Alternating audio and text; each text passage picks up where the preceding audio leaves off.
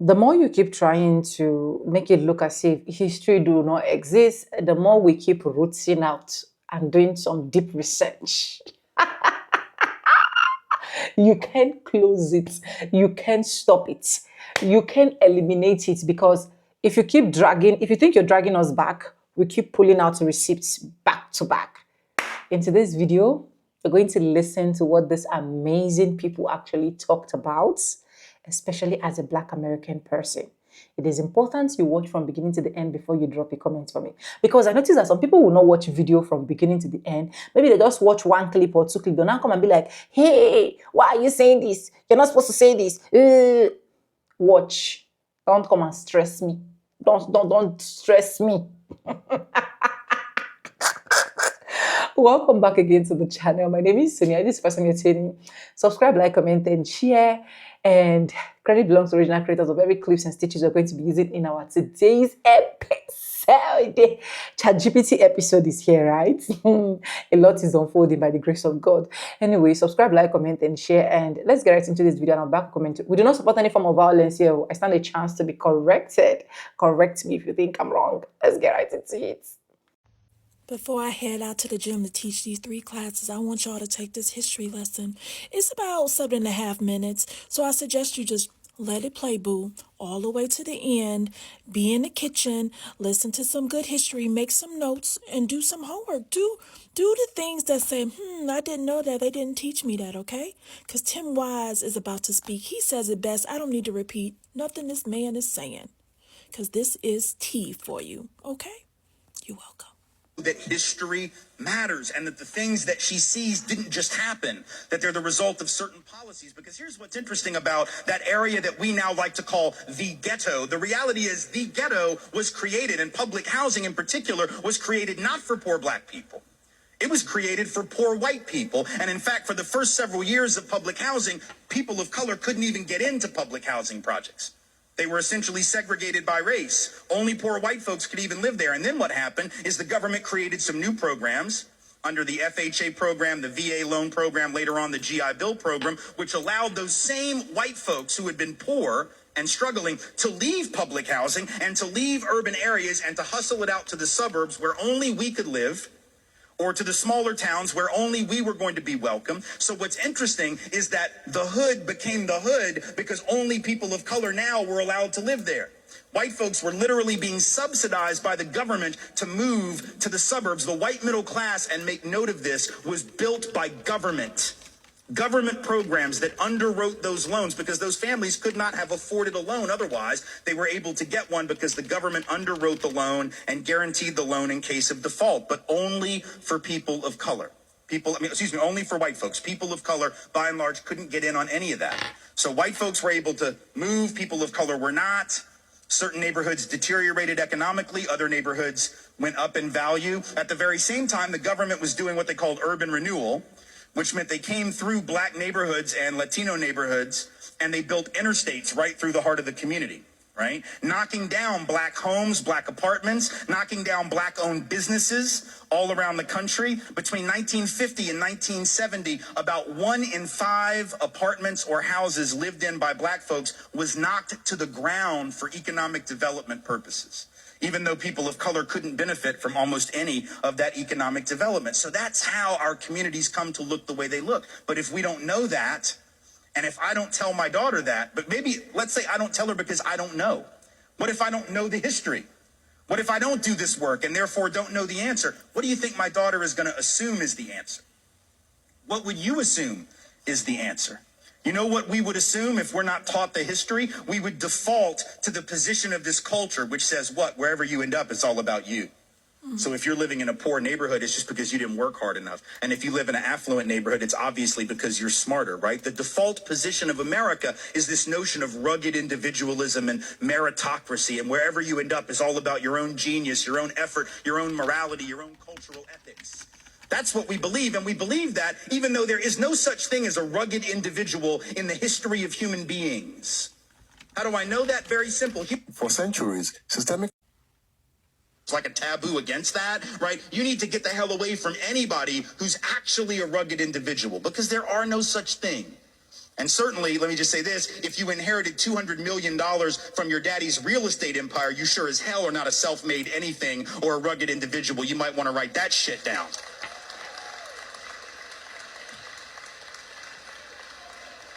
So there is no rugged individual anything. We're all social beings. Some have had opportunity, others have not. Unless we're honest about that, unless we're willing to have a conversation, we end up misleading ourselves and we can't understand what we're seeing. And then if we can't understand it, we're not going to fix it, right? We're not going to fix the disparity in housing if we don't understand where it came from. So if the data says, and it does, that white folks on average have 15 times the net worth of black folks, 13 times the net worth of Latino folk, right? We just assume, well, we must have worked harder.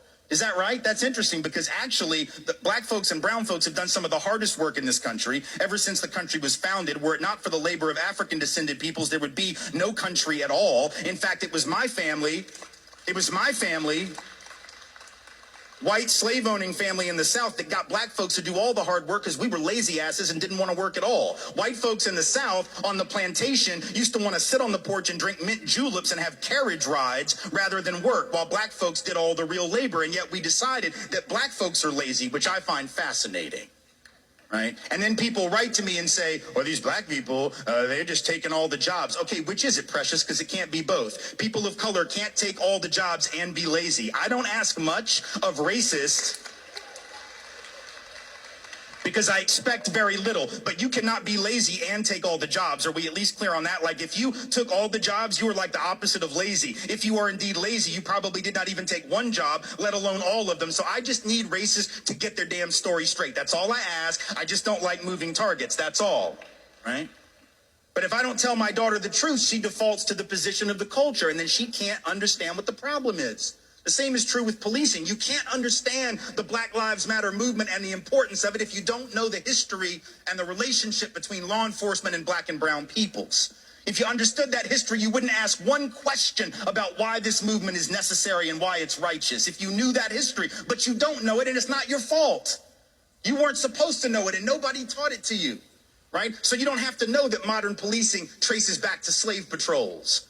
That black folks' first experience with law enforcement was having, you know who? Working class and poor white folks on horseback going around keeping black folks in line on behalf of the rich master that owned all the property.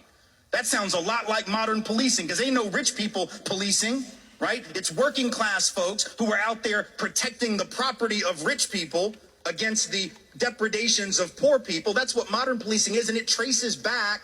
And we know that's what modern policing is, by the way, because we will lock you up for 10 years for $100 worth of food stamp fraud. But if you take $12.5 trillion on Wall Street, 20% of the net worth of this country, you will not do one day in jail. So we know that law enforcement has got nothing to do with enforcing the law. It's got nothing to do with good people and bad people, lawbreakers and the law abiding. It only has to do with controlling certain people. And black and brown folks know who those certain people usually are because it's always been them. See, black folks know that it was cops who were involved in race riots and racial terrorism against black communities for the first 50 years of the 20th century. You didn't learn about that in class either, and that's not your fault. It wasn't taught. But in fact, every single year, just about from 1900 all the way to the 1930s, 1940s at least, there were race riots where white folks would just go into black communities, burn them to the ground, bomb them from the air like in Tulsa, Oklahoma, rip people out of their homes, beat them in the street, and police sat by, watched it happen, and participated. That doesn't mean that every cop in the modern era is like that, but it means that black folks can be excused for being not so clear on the decency of police in their communities because there's a history there. It was police who dragged black folks and white allies off of those sit-in stools at lunch counters in the South to enforce segregation. See, when your job is to enforce the law, and for most of American history, the law was against you as a people, then enforcing the law means you are the first line of oppression. What I'm about to show you is something that had a profound impact on me. It helps shape the way I think, and it drives a lot of the work I do. I walked through this tunnel almost 2 years ago. And as I walked through this tunnel, I couldn't explain what I was feeling. I was feeling sadness and sorrow and pain and anguish. And I couldn't explain it. I'm like, what the hell is going on? So I asked a friend to come walk through this tunnel a few hours later. And when they came out this other side right here, I saw tears coming down both sides of their cheek. They looked at me and said, please don't ever make me walk through there again. I'm standing here in Montgomery, Alabama. Out there is the Alabama River. Yes, that was the riverboat from the Montgomery Brawl. But what you see in front of you is Commerce Tunnel. And a lot of white folks' view on slavery was that it was bad. But hey, black folks, they just worked really hard. They got clothed and fed, and they got citizenship. And I used to fall in that category. I mean, the way I was raised, I was ignorant, and schools really never taught me any different. It's why I think coming down here to see history, where it happened and how it happened, can help shape a perspective. Now, in 1808, the United States Congress banned the importation of human beings from Africa to be used as slaves. Now, at the same time, the demand for cotton was soaring, and they were like at record high prices. And by the 1820s, this is becoming a real problem. So enslavers here in Alabama were going to the upper South and getting men, women, and children and marching them back down here to Montgomery. And to make matters even worse, in 1833, Alabama created a law that made it illegal to be free and black in this state. Let that sink in for a minute. It was a crime to exist legally as a free American just because of the color of your skin.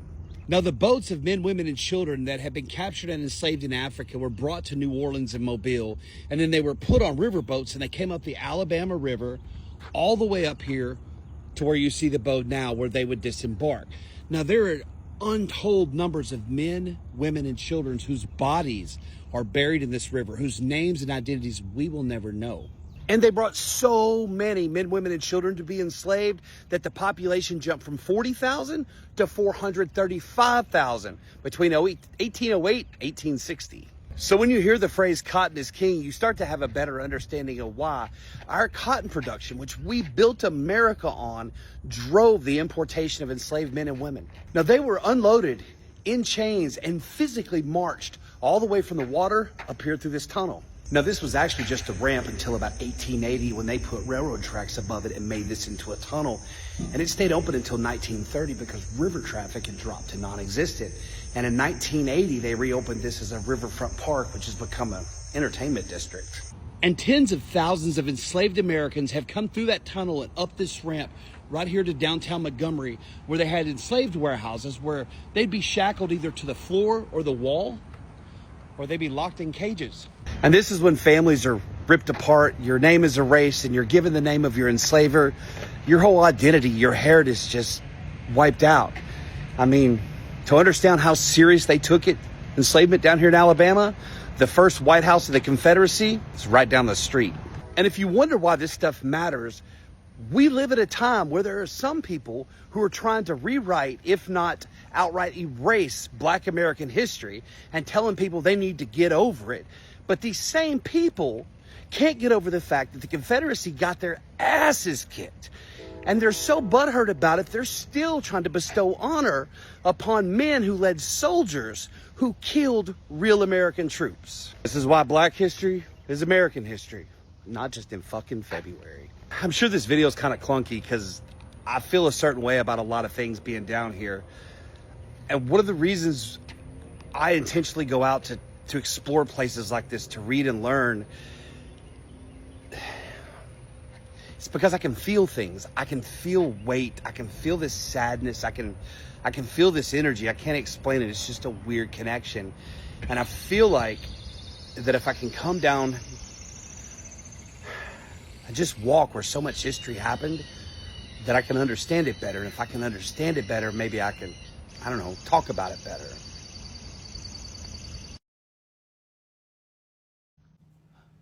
Some folks living in America right now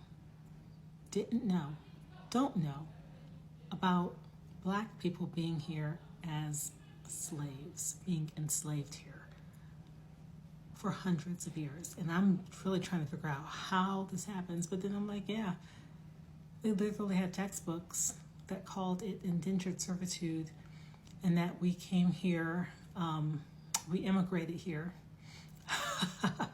and that not all immigration was done willingly. Y'all, I grew up in the North and in the South. I live in Georgia. When I first moved here, the state flag still had the Confederate flag on it. I was born in South Carolina. My mother was, grew up in Jim Crow, the South in Jim Crow. She picked tobacco and cotton in the summers as a child. All of that is a legacy left over from slavery. And I think, wow, people from other countries come here not knowing about the history of Black people who, they come here and they are taught that we're just lazy and unmotivated without any awareness of the history and the fact that they get the opportunities to be here because of our ancestors. And when I say ancestors, I'm not even talking about multiple generations. I'm just our parents, like my mom's generation. And I'm like, I wrote this book, published it in 2021. This is the story of Irvin James, clearly. This is my great-great-great-grandfather. He was an enslaved Black man in the South in the 1800s, okay? Our people have been here for generations, hundreds of years, some of us, okay? He was able to buy over 100 acres of land after the Civil War ended, and he was freed, and he founded a community for himself and freed Black people in South Carolina, not far from Myrtle Beach, in Florence. But I'm like, so they, somebody picked up this book who didn't know, and they probably were like, well, why couldn't he do that easily? There were so many red lines drawn, stopping our people from doing anything that resembled progress. But the fact that he did it and that community stayed a community for a safe haven, independent for Black people through the 1950s, people need to know that our history, one, isn't what they're trying to teach in some of these history books, but we have a rich and long history. It goes beyond being captured and enslaved in this country, but it goes beyond that to the fact that we had an origin. We have origin stories that extend beyond this country. And while many of us have been in, our bloodlines have been in this country for generations, we have persevered. We are here. We have thrived. We have survived.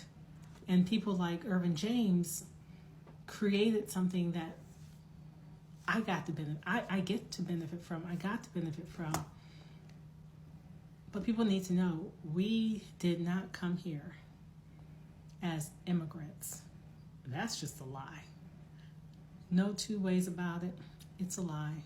We were, our people, our ancestors were kidnapped and stolen, not unlike they're trying to do right now with the bloodline indigenous, the people who are of brown skin, who at one point, this was mostly their land and they got pushed down south, and now, they're trying to get taken to third countries where they are at risk of human trafficking and slavery. But I'm not even going to try to go there, because that's not what this is about. It is an important issue, but it's not what this is about. I just wanted to say, they're trying to erase history of people who are not the dominant culture in this community, in this country. All history. But when we tell our stories and when we document our stories and our journey, it belongs to us. It belongs to us, and that's where there's power. And platforms like this, you can share that message. They cannot easily control it. Let people know the truth. I wrote his story because I had to. Like, literally, they would not stop speaking to me, and I had to tell the story. But there's so many stories of that our ancestors have that they want shared. And when we do that, we keep them and their sacrifice and their legacy alive. and we allow the current generation to have something to lean in on, to understand, and the people who are coming here from other places, and I don't mean this in the bad sense, who are ignorant of the facts. Ignorant meaning without knowledge of, because heck, if we don't even teach it here, right? They call it critical race theory, when it's just history. If we don't teach it here, do we really think they're going to teach it in other places? Do you really think they're teaching it around the world? Obviously not. All they see is what's on television. And what does Hollywood and the mainstream media like to ship out? What images do they want to ship out? Export on us? Only what makes us look bad. So I'm telling you, we got to share more of our truths. Because if they had known what we always knew, because we as a culture have this knowledge embedded in our DNA for survival, if they had known and not been ignorant of the truth, if they had known these truths, they probably would have made some different decisions. But they were in the dark.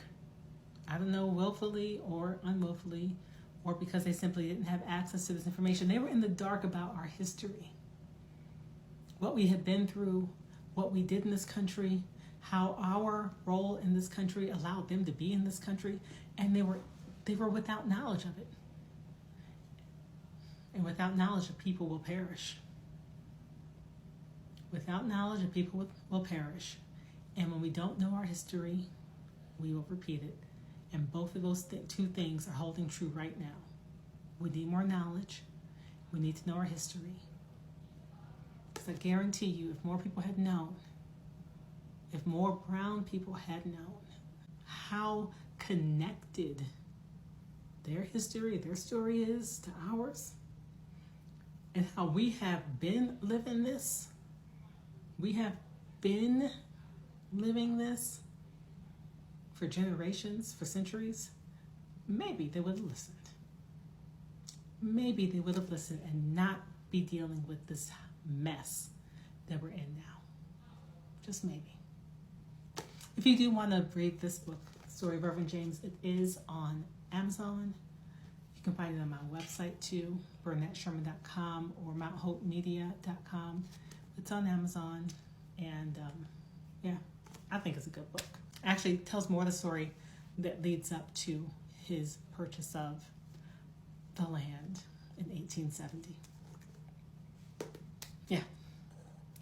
All right, I gotta go. Welcome back, guys. And after watching all of that, what do you think? Let me know in the comment section. Do you think that these people just fascinated all of these things, or these people are spitting out fact, reality, history? This is what it is, and that is what we know, and this is what we keep preaching. You see, this is one of the reasons why I keep saying it, especially as a Black person, right? Please try your possible best to educate your children on histories. When you see historical videos, try your possible best for your children to be able to listen and watch those historical videos, because a lot of schools right now are not being taught what they are supposed to. A lot of things is being changed just to fit or suit into a specific narrative, and of which I feel like if we leave our children behind, at the end of the day, we are going to regret doing that. So it is okay that you start educating children, start telling them, start talking to them about their environment and how they should like react to certain things, say certain words, and so on and so forth, so that it will help them. It will go a very long way. I remember when I was growing up, my dad, every Sunday evening, he will always gather us together as family, like bring us together as family. And what will he do? He will always go ahead to tell us about some deep histories of our culture that we've not heard about, right? He will tell us deep stories. He will tell us deep inventions, slavery, and so on and so forth that he grew up to meet, right? So he will explain things to us. And as we are growing up, we have the history ideology on our head, despite the fact that our schools these days do not teach deep histories about each particular state, right? But because of that thing that my dad actually did, we have histories, and he will always tell us to make sure you pass histories down to your children so that they will be able to know where they are coming from, what they are meant to do, what they're not meant to do, and so on and so forth. So it is very, very important. If you're not doing that yet, you are wrong. These are brilliant people coming out to speed out facts, despite the fact that a lot of people will be like, and so what? It doesn't matter, blah, blah, blah. It matters. It matters because the society we are today needs all of these things to be out there so that they can be able to accumulate what is happening, what has happened then, and what is happening now. I don't know if you guys get what I'm trying to say, but let me know your opinion in the comment section, especially if you're watching as a Black American person, as an enslaved descendant of the former slaves. Let me know what you think in the comment section. We just keep unfolding by the grace of God. We're getting to get more results, right? Anyway, subscribe, like this video, drop me your comments, and lastly, do not forget to share for every other person to get this good news. And yes, guys, if you haven't subscribed, subscribe, like this video, drop me your comment, and lastly, do not forget to share. I've said it. Credit belongs to original creators of this video. I stand a chance to be corrected. This is just for educational purpose. And yes, with no further ado, I'm going to be seeing back, and I'll see you guys in my next one. For now, bye. I love you.